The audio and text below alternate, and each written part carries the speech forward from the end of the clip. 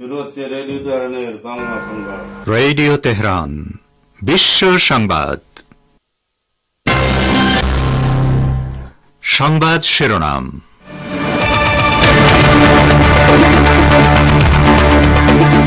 পশ্চিমাদের ব্যর্থ চাপের নীতি বিপরীত ফল বয়ে আনবে, ইরানের সতর্কবার্তা। সব বন্দীকে মুক্তি না দিলে প্রত্যেক ফিলিস্তিনি এবং হামাস সদস্যকে হত্যা করা হবে, ট্রাম্পের হুমকি।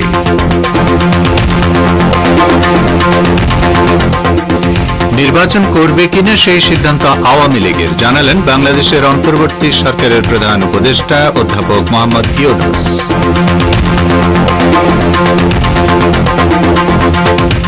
এবং নয়াদিল্লির পরবর্তী লক্ষ্য পাকিস্তান নিয়ন্ত্রিত কাশ্মীরের নিয়ন্ত্রণ নেওয়া, জয়শঙ্কর। লন্ডনে ভারতের পররাষ্ট্রমন্ত্রীর উপর হামলার চেষ্টা।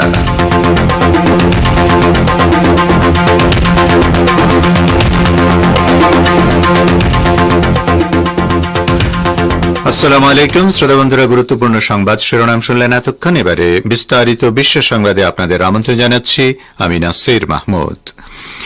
ইসলামী প্রজাতন্ত্র ইরানের সর্বোচ্চ নেতা ইমাম খামেনেই বৃক্ষরোপণ দিবস উপলক্ষে গতকাল সকালে 3টি চারা রোপণ করেছেন। চারা রোপণের পর আয়াতুল্লাহ উজমা খামেনেই বৃক্ষরোপণকে লাভজনক, দূরদর্শী এবং সম্পদ উৎপাদনকারী কাজ হিসেবে অভিহিত করেন। গত বছর শহীদ রাইসির সরকারের সময় শুরু হওয়া জাতীয় বৃক্ষরোপণ আন্দোলন গুরুত্বের সঙ্গে অব্যাহত রাখার প্রয়োজনীয়তার উপর জোর দিয়ে বলেন, বৃক্ষরোপণকে সৎকর্ম বা সওয়াবের কাজ হিসেবে বিবেচনা করে তাতে সব মানুষেরই অংশগ্রহণ করা উচিত, যাতে গাছের সংখ্যা বৃদ্ধির মাধ্যমে বসবাসের পরিবেশ এবং জীবিকা নির্বাহের পথ সতেজ ও নির্মল হয়ে ওঠে।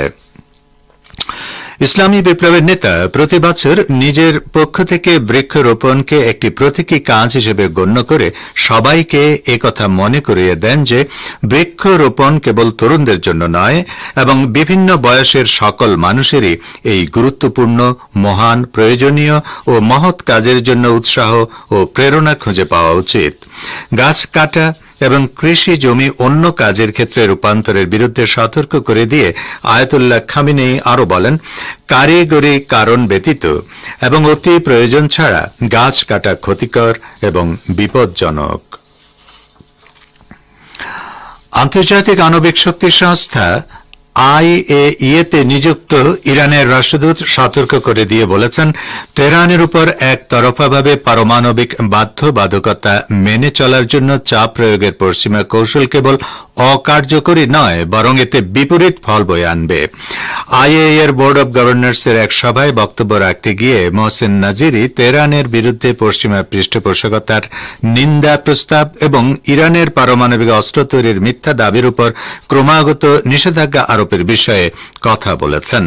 তিনি JCPOA নামে পরিচিত পরমাণু সমঝোতার অধীনে প্রতিশ্রুতি পালনে পশ্চিমা দেশগুলোর ব্যর্থতার উপর জোর দেন, যা 2018 সালের চুক্তি থেকে মার্কিন যুক্তরাষ্ট্রের প্রত্যাহারের সাথে শুরু হয়েছিল এবং বাকি ইউরোপীয় স্বাক্ষরকারী দেশগুলো ফ্রান্স, জার্মানি এবং ব্রিটেন ওয়াশিংটনের বেরিয়ে যাওয়ার ফলে সৃষ্ট ক্ষতিপূরণ দিতে অক্ষমতার কারণে ব্যর্থতার মাত্রা আরও তীব্রতানের পক্ষ থেকে কিছু প্রতিশ্রুতি কমানোর সিদ্ধান্ত এই সমঝোতাপত্র লঙ্ঘনের সরাসরি প্রতিক্রিয়া, যা JCPOA-এর 26 এবং 36 অনুচ্ছেদের সঙ্গে সঙ্গতিপূর্ণ।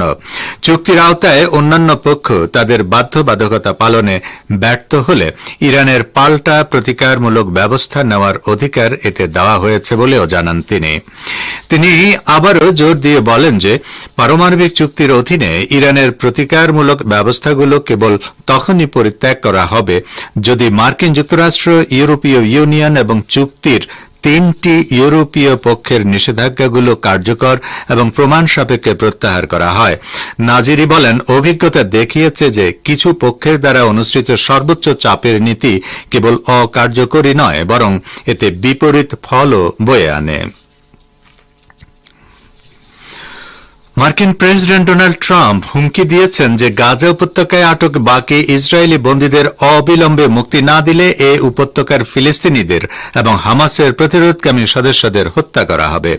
মুক্তিপ্রাপ্ত 8 বন্দীর সঙ্গে হোয়াইট হাউসে দেখা করার পর বুধবার ট্রাম্প একটি সোশ্যাল মিডিয়া পোস্টে এই সতর্কীকরণ বার্তা জারি করেন। ট্রাম্প বলেন, সব জিম্মিকে এখনই মুক্তি দিন, পরে নয়, এবং অবিলম্বে সমস্ত মৃতদেহ ফিরিয়ে দিন, তা না হলে সবকিছু শেষ। মার্কিন প্রেসিডেন্ট ইহুদিবাদী ইসরায়েলকে ওয়াশিংটনের পূর্ণ সামরিক সহায়তার কথাও পুনর্ব্যক্ত করেন, যার মূল্য কোটি কোটি ডলার।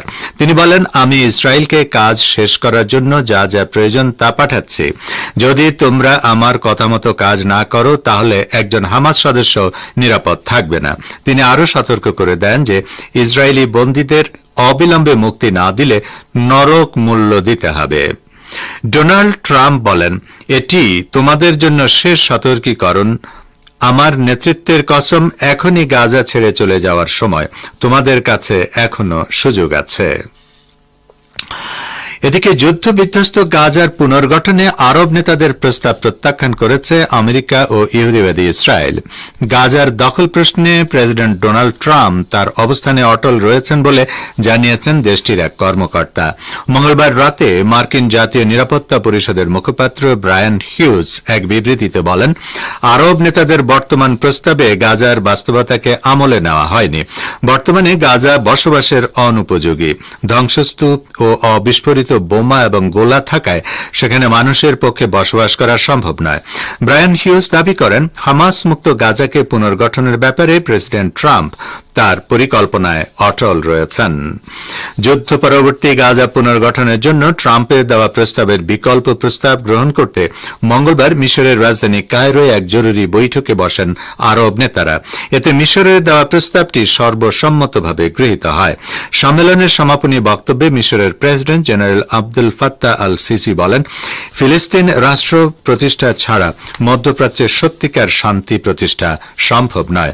মিশরের দেওয়া প্রস্তাবে গাজার শাসনভার অন্তর্বর্তী সরকারের হাতে হস্তান্তর করতে হামাসের প্রতি আহ্বান জানানো হয়। ফিলিস্তিন কর্তৃপক্ষ পুনর্গঠিত হওয়ার আগ পর্যন্ত শাসনভার ওই অন্তর্বর্তী সরকারের হাতে থাকবে। প্রস্তাবে আরও বলা হয়, পুনর্গঠনের জন্য গাজার প্রায় 20 লাখ বাসিন্দাকে নিজেদের বসত ভিটা ছাড়ার দরকার নেই, কিন্তু ট্রাম্পের প্রস্তাবে গাজাবাসীকে জর্দান ও মিশরে সরিয়ে নিতে বলা হয়েছিল।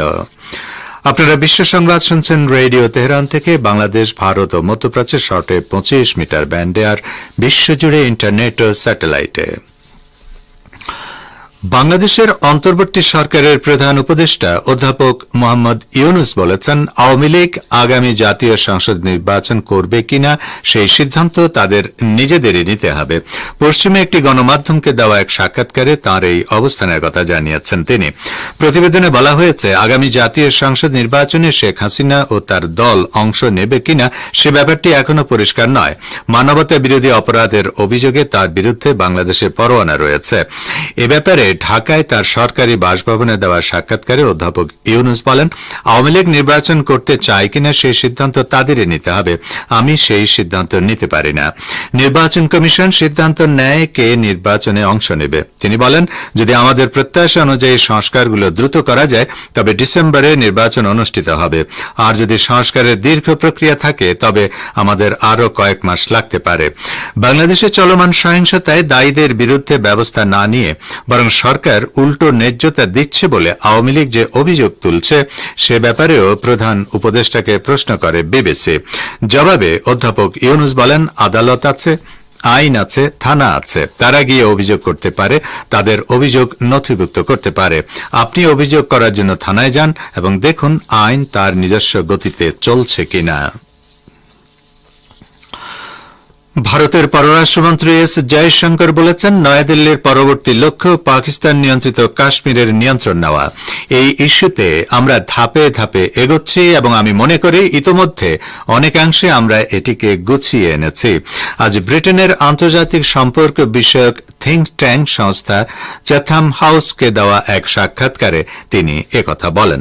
অনুষ্ঠানে পাকিস্তানি এক সাংবাদিক কাশ্মীর প্রসঙ্গে ভারতের ভূমিকা নিয়ে প্রশ্ন তুলে অভিযোগ করেন যে ভারত অবৈধভাবে কাশ্মীর দখল করেছে এবং সেখানে 70 লক্ষ কাশ্মীরিকে নিয়ন্ত্রণ করতে 10 লক্ষ সেনা মোতায়েন করেছে।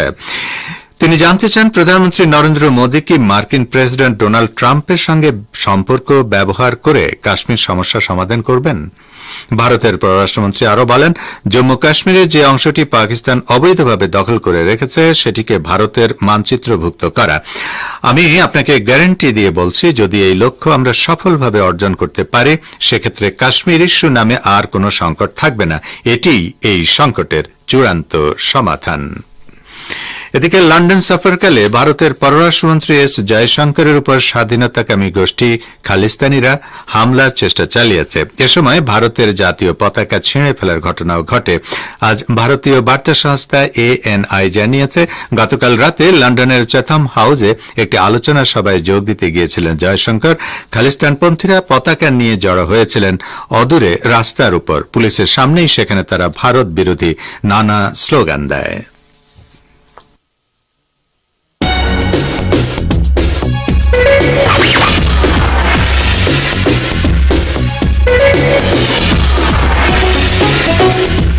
রেডিও তেহরান খবরের সঙ্গে 24 ঘন্টা। ভিজিট করুন আমাদের ওয়েবসাইট parstoday.ir/dn।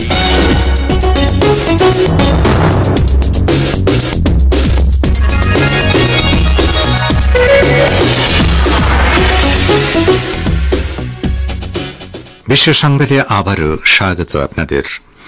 মার্কিন প্রতিরক্ষা দপ্তর পেন্টাগন প্রধান ঘোষণা করেছেন যে ওয়াশিংটন চীনের বিরুদ্ধে যুদ্ধে যাওয়ার জন্য প্রস্তুত। ওয়াশিংটন চীনের বিরুদ্ধে যে কোনো শত্রুতামূলক পদক্ষেপ নিলে বেইজিংও পাল্টা পদক্ষেপ নেবে বলে চীনের পক্ষ থেকে জোরালো বক্তব্য দেওয়ার পর পেন্টাগন প্রধান এই মন্তব্য করেন। বুধবার ফক্স নিউজের ফক্স অ্যান্ড ফ্রেন্ডসে এক সাক্ষাৎকারে পেন্টাগন প্রধান পিট হেগসেট বলেন, আমরা প্রস্তুত। তিনি মার্কিন সামরিক প্রস্তুতির গুরুত্বের উপর জোর দেন এবং অভিযোগ করেন যে যারা শান্তির আকাঙ্ক্ষা করে তাদের যুদ্ধের জন্য প্রস্তুত থাকতে হবে। হেগসেট চীনের দ্রুত প্রতিরক্ষা অগ্রগতিকে হুমকি হিসেবে তুলে ধরে দাবি করেন যে সম্ভাব্য সংঘাতে জড়িত হওয়ার জন্য মার্কিন যুক্তরাষ্ট্রের সেনাবাহিনীকে আরও শক্তিশালী করা দরকার। রাশিয়ার সাথে প্রস্তাবিত শান্তি চুক্তি নিয়ে ইউক্রেনের প্রেসিডেন্ট ভলোদিমির জেলেনস্কির সাথে উত্তেজনার মধ্যে মার্কিন প্রেসিডেন্ট ডোনাল্ড ট্রাম্প কিয়েভকে গোয়েন্দা সহায়তা স্থগিত করেছে। জাতীয় নিরাপত্তা উপদেষ্টা মাইক ওয়ালস CBS নিউজকে এই তথ্য জানিয়েছেন। কিয়েভের সাথে গোয়েন্দা তথ্য ভাগাভাগি সংক্রান্ত এক প্রশ্নের জবাবে তিনি বলেন, আমরা আমাদের নিরাপত্তা সম্পর্কে সবকিছু স্থগিত করছি, মূল্যায়ন করছি, দেখছি। CIA পরিচালক জন র্যাডক্লিফও বিষয়টি নিশ্চিত করেছেন। আমেরিকা কত সময়ের জন্য গোয়েন্দা তথ্য ভাগাভাগি স্থগিত করেছে তা তাৎক্ষণিকভাবে স্পষ্ট নয়, তবে দুই কর্মকর্তাই বলেন এটি স্বল্পস্থায়ী হতে পারে। তারা জানান, প্রেসিডেন্ট জেলেনস্কির সাম্প্রতিক মন্তব্যের পর ডোনাল্ড ট্রাম্প এই পদক্ষেপ নিয়েছেন। চলতি সপ্তাহে হোয়াইট হাউসে ট্রাম্পের সাথে বৈঠকে জেলেনস্কির ব্যাপক বাগ বিতণ্ডা হয়। র্যাডক্লিফ বলেন, আমি মনে করি সামরিক ফ্রন্ট এবং গোয়েন্দা ফ্রন্টে ট্রাম্প যে স্থগিতাদেশ দিয়েছেন তা অব্যাহত থাকবে। তো শ্রোতা বন্ধুরা, আমাদের নিউজ ডেস্কে এই ছিল এখনকার মতো সর্বশেষ বিশ্ব সংবাদ। সঙ্গে থাকার জন্য আপনাদের অনেক অনেক ধন্যবাদ।